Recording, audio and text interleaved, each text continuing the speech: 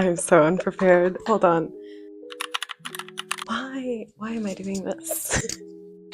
I hate this. Do my friends know I'm like this? I don't think so. I think my friends have a false perception of who I am when I'm alone. Is that concerning? Maybe. Hi. What nickname am I using? I'm using Kitty. Hi, my name is Kitty. Kitty. Oh no, okay, because my name starts with Kei. I'm talking too much. It is almost 10 p.m.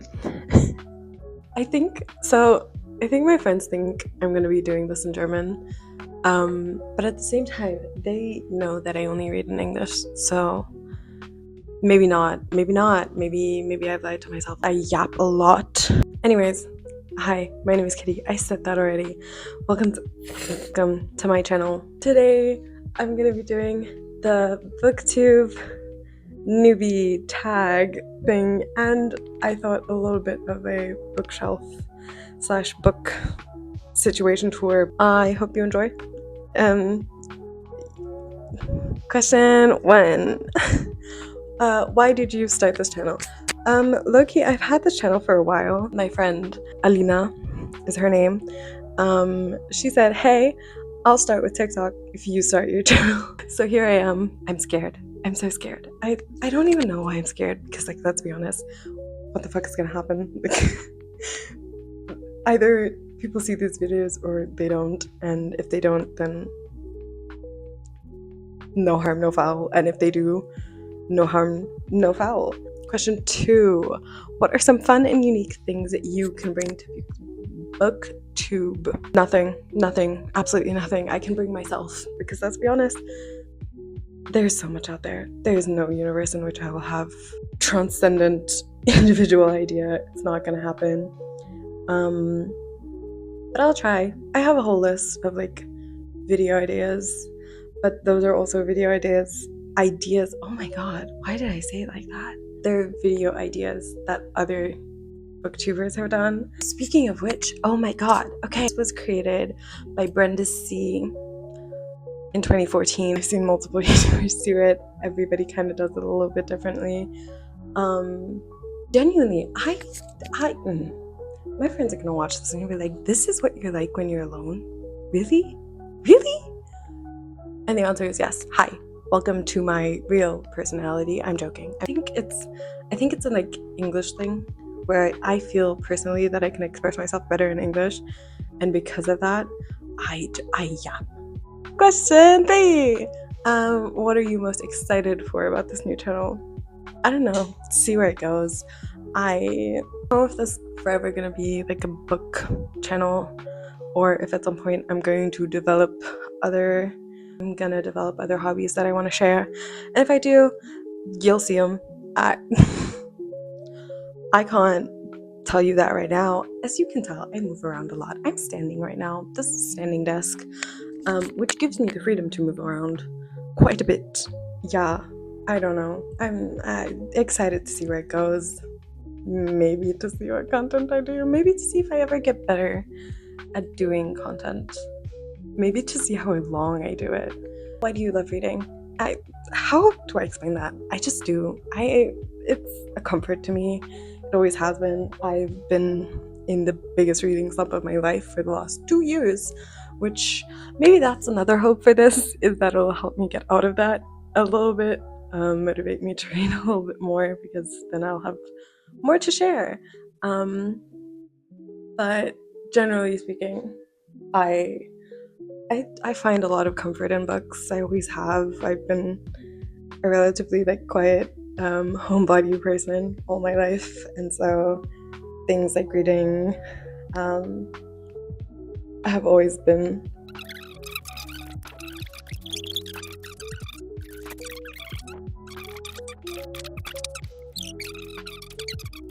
what book or series got you into reading? I don't know. The books that I remember from my childhood are, oh my god, Geronimo. I still can't think of. I was thinking about this the other day because I was like, oh my god, what were the first books that I read? Well, first of all, like Geronimo Stilton was my life.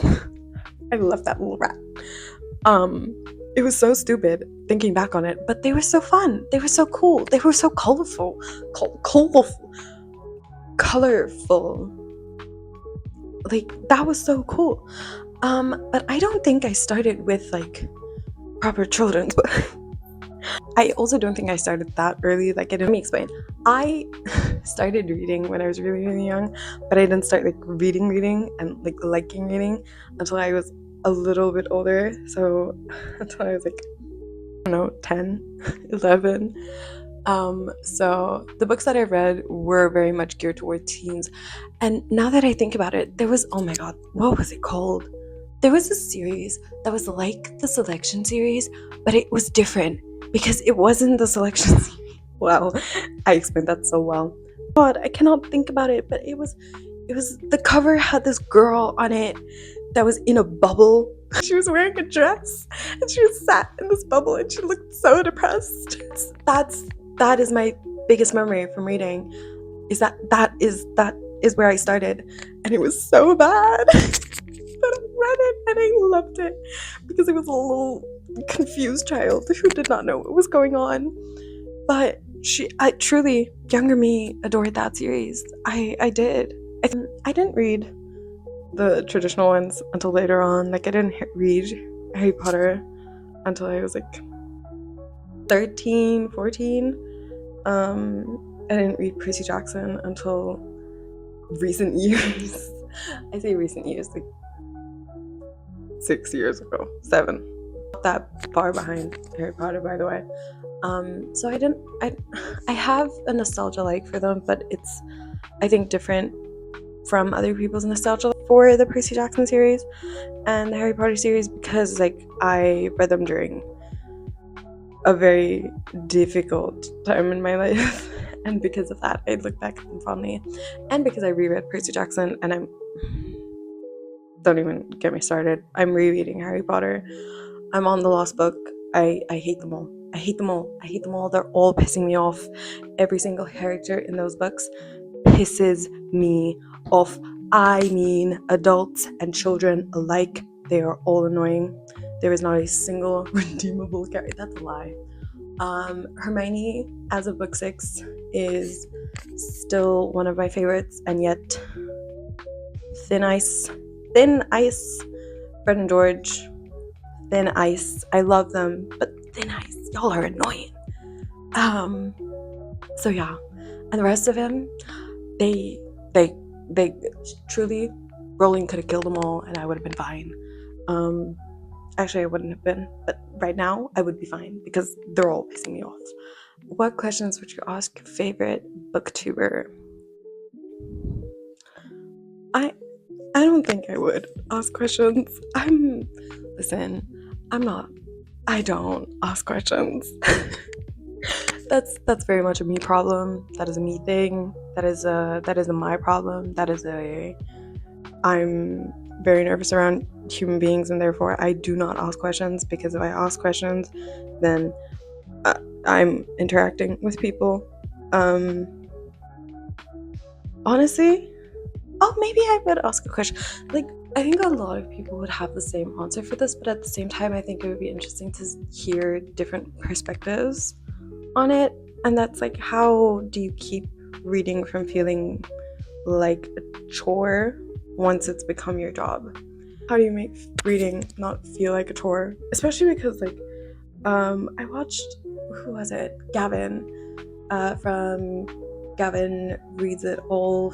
I watched his video, and he was like, "Oh, I've never been in a book slump," and I was like, "How does that work? How does that work?" Because I am, and I hate it.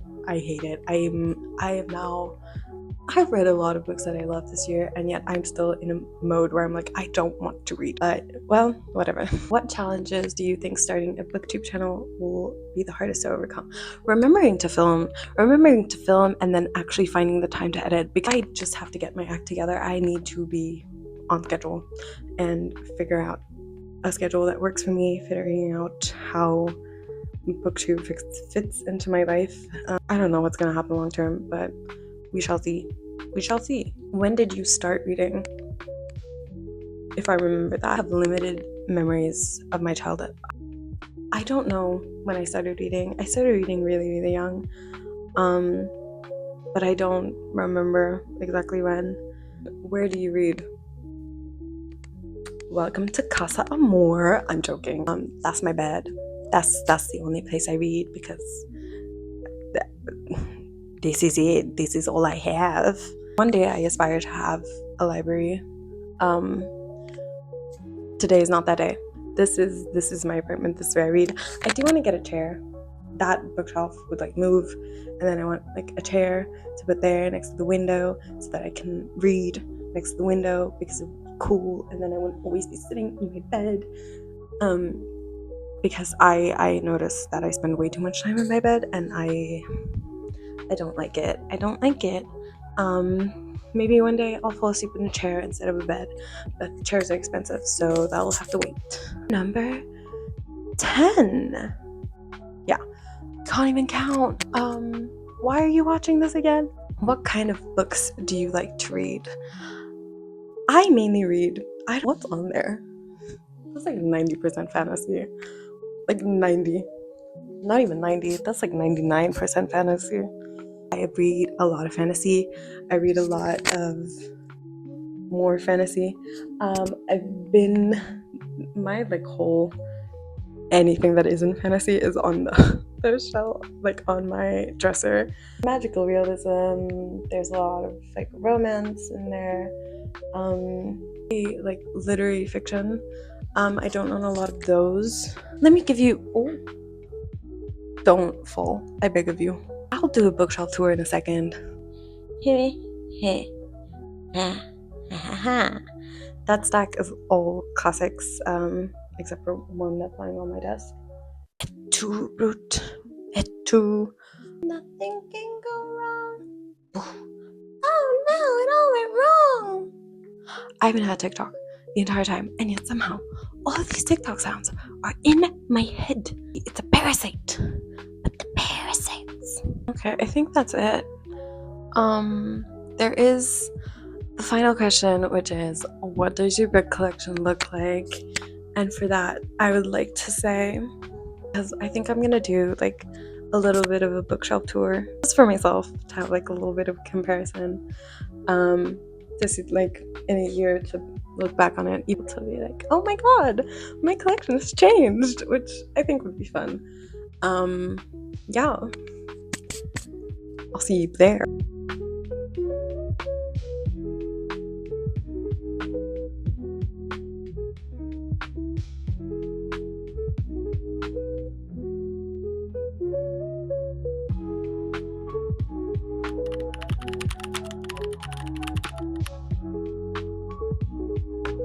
Six of Crows and Crooked Kingdom by Lee Bardugo, The Lightning Thief, The Sea of Monsters, The Titan's Curse, The Battle of the Labyrinth, and The Lost Olympian by Rick Riordan, The Collector's Editions of Six of Crows and Crooked Kingdom by Lee Bardugo, The Percy Jackson and The Lightning Thief by Rick Riordan, The Language of Thorns and the Lives of Saints by Lee Bardugo, The Raven Boys, The Dream Thieves, Blue Lily, Lily Blue, and The Raven King by Maggie Stiefvater, Shadow and Bone, Siege and Storm, and Ruin and Rising by Lee Bardugo, A Darker Shade of Magic, A Gathering of Shadows, and A Conjuring of Light by B.E. Schwab. We Were Villains by M.L. Rio, Missy by Susanna Clark, The Invisible Life of Addie LaRue by B.E. Schwab, An Ember in the Ashes, A Torch Against the Night, A Reaper at the Gates, and A Sky Beyond the Storm by Saba Tahir, Range the Dreamer and Muse of Nightmares by Laini Taylor, Six Crimson Cranes and the Dragon's Promise by Elizabeth Lim, Caravel by Stephanie Garber, Herc by Finisher Rogerson, and Sorcerer of Thorns by Margaret Rogerson. Fable by R.F. Kuang, He Who Drowned the World by Shelley Parker Chan, Chain of Gold, Chain of Iron, and Chain of Thorns by Cassandra Clare, Snow White by the Brothers Grimm, Miss Kim Knows by Cho Nam-ju, The Savage Song and Our Dark Duet by Victoria Schwab, Iliad and The Odyssey by Homer, translated by Emily Wilson, The Night Circus by Erin Morgenstern, The Whale Rider by Witi Ihimera, Much Ado About Nothing by Shakespeare, Mistborn, The Well of Ascension, and The Hero of Ages by Brandon Sanderson, Bury Our Bones in the Midnight Soil by V.E. Schwab, and My Friends by Frederick Bachman. Out of Your World and Yours Truly by Abby Jimenez, The Poppy War and the Dragon Republic by R.F. Kuang, Passing by Nella Larson, Pride and Prejudice by Jane Austen, Little Women by Louisa May Alcott, Dr. Jekyll and Mr. Hyde by Robert Louis Stevenson, Sense and Sensibility and Mansfield Park by Jane Austen, Middlemarch by George Eliot, Tale of Two Cities by Charles Dickens, Emma by Jane Austen, Frankenstein by Mary Shelley, A Picture of Dorian Gray by Oscar Wilde, Volumes 1, 2, 3, 4, and 5 of Heartstopper by Alice Oseman, Funny Story by Emily Henry, I'll Give You the Sun by Jandy Nelson, Hera by Jennifer Saint, Great Big Beautiful Life by Emily Henry, Dream Count by Chimamanda Ngozi Adichie, Turtles All the Way Down by John Green, One's an Alien When You're an Alien Too by Johnny Sun, Clap When You Land by Elizabeth Acevedo, Aristotle and Dante Discover the Secrets of the Universe by Benjamin Alire Sanz,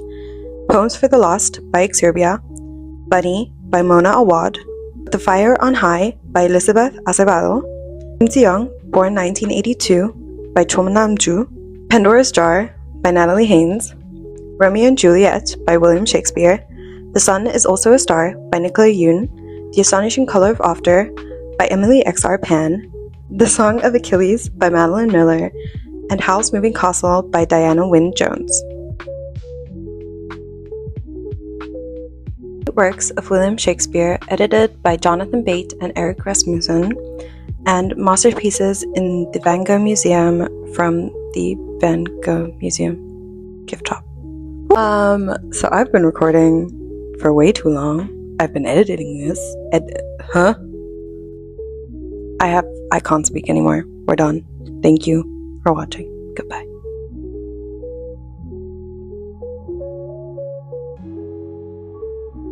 I'm also losing my mind. Can you tell? Can you tell?